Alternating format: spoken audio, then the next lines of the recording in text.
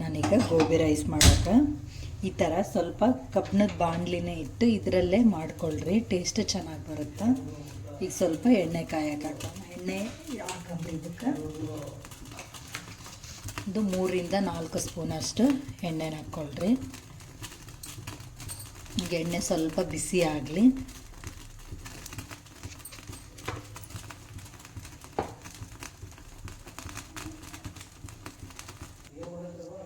ಈಗ ನಾನೊಂದು 2-3 ಒಣಮೆಣಸಿನ್ಕಾಯಿ ಹಾಕ್ತೀನಿ.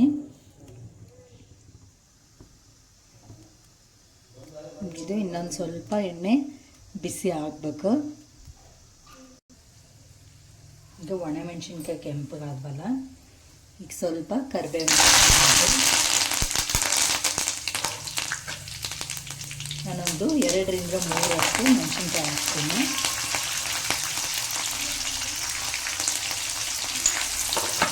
ಒಂದು ಸ್ಪೂನಷ್ಟು ಅಲ್ಲ ಬೆಳ್ಳುಳ್ಳಿ ಪೇಸ್ಟ್ ಹಾಕ್ತೀನಿ.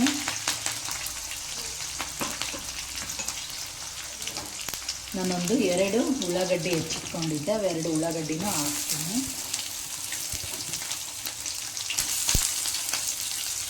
ಒಂದು ಅರ್ಧದಷ್ಟು ಕ್ಯಾರೆಟ್ ಹಾಕ್ತೀನಿ. ನಿಮಗೆ ಕ್ಯಾರೆಟ್ ಜಾಸ್ತಿ ಬೇಕಂತಿದ್ರೆ ಇನ್ನೂ ಹಾಕ್ಕೊಳ್ರಿ. ಇದಿಷ್ಟು ಚೆನ್ನಾಗಿ ಫ್ರೈ ಆಗಬೇಕು. ಈಗ ನಾರ್ಮಲ್ ಆಗಿ ನಿಮಗೆ ಗೋಬಿ ಮಾಡೋದಂತೂ ಗೊತ್ತೇ ಇರುತ್ತೆ. ಆ ಥರ ಗೋಬಿ ಮಾಡಿಕೊಂಡು ಫ್ರೈ ಮಾಡ್ಕೊಂಡು ಇಟ್ಕೊಳ್ರಿ. ಇಲ್ಲಾಂದರೆ ನೀವು ಮಾರ್ಕೆಟಲ್ಲಿನೂ ರೆಡಿ ಗೋಬಿನೇ ಸಿಗ್ತಾವೆ, ಅವನ್ನು ನೀವು ತೊಗೊಂಬಂದಾದ್ರೂ ಮಾಡ್ಕೋಬೋದು.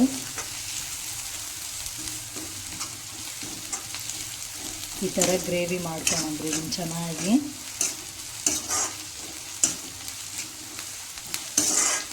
ಇದಕ್ಕೆ ನೀವು ಕ್ಯಾಪ್ಸಿಕಮ್ ಬೇಕಂದ್ರೂ ಹಾಕ್ಕೊಳ್ರಿ, ಚೆನ್ನಾಗಿ ಅನಿಸುತ್ತಾ. ಈಗ ಇದಿಷ್ಟು ಚೆನ್ನಾಗಿ ಫ್ರೈ ಆಗಲಿ. ಈಗ ಗ್ರೇವಿ ಚೆನ್ನಾಗಿ ಫ್ರೈ ಆಗೈತೆ. ಈಗ ಇದಕ್ಕೆ ನಾನು 1 ಸ್ಪೂನಷ್ಟು ಸೋಯಾ ಸಾಸ್ ಹಾಕ್ತೀನಿ. 1 ಸ್ಪೂನಷ್ಟು ಸೋಯಾ ಸಾಸು. ಇದಕ್ಕೆ 1 ಸ್ಪೂನಷ್ಟು ಟೊಮೆಟೊ ಸಾಸ್ನ ಹಾಕ್ತೀನಿ.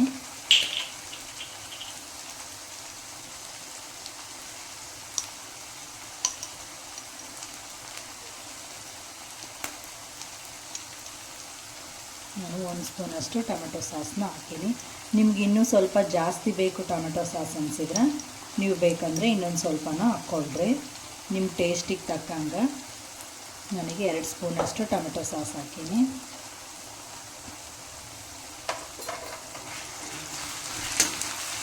ಈಗ ಇದಕ್ಕೆ ಸ್ವಲ್ಪ ಮಸಾಲೆ ಹಾಕೋಣ್ರಿ.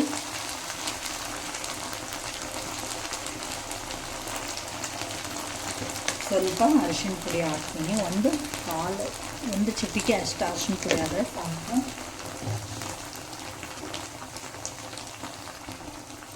ನನಗೆ 1 ಸ್ಪೂನಷ್ಟು ಖಾರದ ಪುಡಿನ ಹಾಕ್ತೀನಿ. ನಿಮ್ಗೆ ಖಾರ ಜಾಸ್ತಿ ಬೇಕನ್ಸಿದ್ರೆ ಜಾಸ್ತಿನ ಹಾಕ್ಕೊಳ್ರಿ.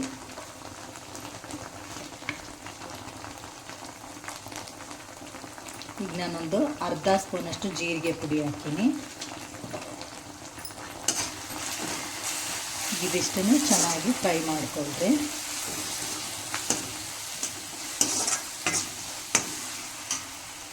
ಈಗ ಸ್ವಲ್ಪ ಸ್ಪ್ರಿಂಗ್ ಆನಿಯನ್ ಹಾಕ್ಕೊಂಡ್ರಿ.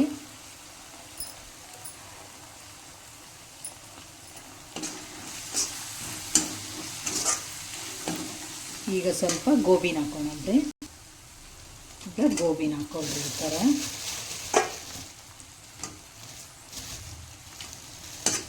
ಈ ಥರ ಹಾಕ್ಕೊಂಡು ಚೆನ್ನಾಗಿ ಫ್ರೈ ಮಾಡ್ಕೊಳ್ರಿ.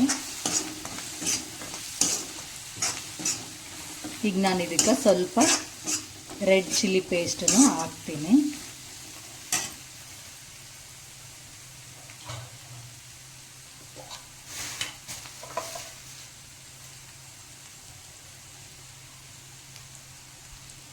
ಈಗ ರೆಡ್ ಚಿಲ್ಲಿ ಪೇಸ್ಟ್ ಒಂದು ಅರ್ಧ ಸ್ಪೂನಷ್ಟು ಹಾಕ್ಕೊಂಡಿನಿ. ನಿಮಗೆ ಖಾರ ನೋಡ್ಕೊಂಡು ಹಾಕ್ಕೊಳ್ರಿ. ಸ್ವಲ್ಪ ನಮ್ಮ ಮನೇಲಿ ಸ್ಪೈಸಿ ಆಗಿರಲಿ ಅಂತ ಇಷ್ಟಪಡ್ತಾರೆ, ನಾವು ಸ್ವಲ್ಪ ಖಾರ ಜಾಸ್ತಿ ಹಾಕೀನಿ.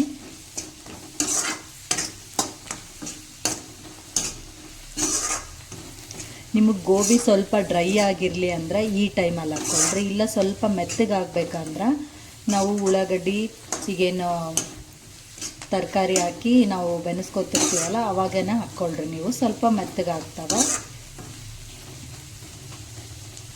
ಇದು ಒಂದು 5 ನಿಮಿಷ ಫ್ರೈ ಆಗಲಿ. ಸ್ವಲ್ಪ ಉಪ್ಪು ಹಾಕ್ಕೊಳಮ್ರಿ. ನಿಮ್ಮ ರುಚಿಗೆ ತಕ್ಕಷ್ಟು ನೋಡಿಕೊಂಡು ಉಪ್ಪು ಹಾಕ್ಕೊಳ್ರಿ. ನಾನೀಗ 1 ಸ್ಪೂನಷ್ಟು ಉಪ್ಪು ಹಾಕ್ತೀನಿ.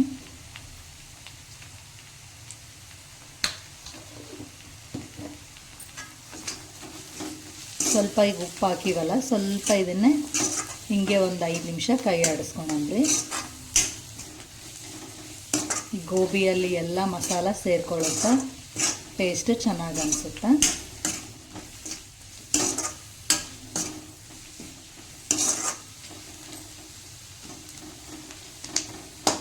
ಇಷ್ಟು ಈಸಿಯಾಗಿ ಮಾಡ್ಕೊಂಡ್ರೆ ಗೋಬಿ ರೈಸ್ ರೆಡಿ ಆಯ್ತು ನೋಡ್ರಿ.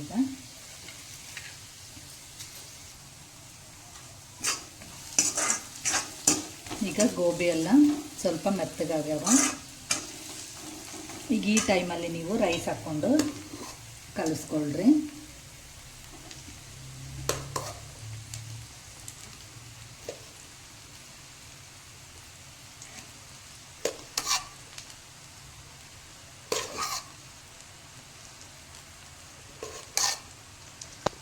ಈ ಥರ ರೈಸ್ ಹಾಕ್ಕೊಂಡು ನೀಟಾಗಿ ಕಲಿಸ್ಕೊಂಡ್ಬಿಡ್ರಿ.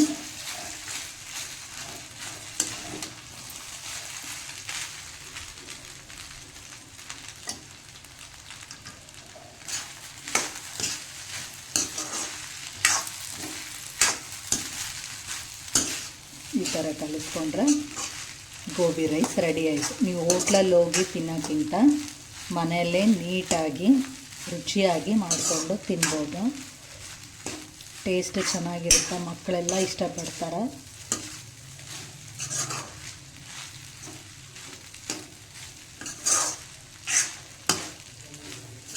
ನೋಡಿರಿ, ಗೋಬಿ ರೈಸ್ ರೆಡಿ ಆಯಿತು.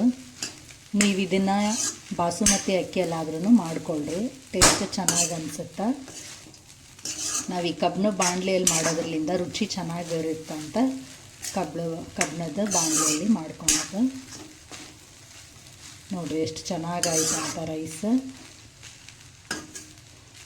ಇದಕ್ಕೆ ಮೇಲ್ಗಡೆ ಸ್ವಲ್ಪ ಲಿಂಬೆಹಣ್ಣು ಮತ್ತು ಈರುಳ್ಳಿ ಹಾಕ್ಕೊಂಡು ತಿಂದ್ಬಿಟ್ರೆ ಟೇಸ್ಟ್ ಸೂಪರಾಗಿರುತ್ತೆ. ನೋಡಿರಿ, ಈ ಥರ ಗೋಬಿ ರೈಸ್ ಮನೆಯಲ್ಲೇ ಮಾಡ್ಕೊಂಡು ತಿನ್ನಿರಿ ಎಲ್ಲರೂ. ಟೇಸ್ಟ್ ಹೆಂಗಿತ್ತಂತ ನನಗೆ ಕಮೆಂಟ್ಸಲ್ಲಿ ಕಳಿಸ್ರಿ. ಮತ್ತು ಮುಂದಿನ ವೀಡಿಯೋದಾಗ ಭೇಟಿ ಆಗೋಣ. ಬಾಯ್.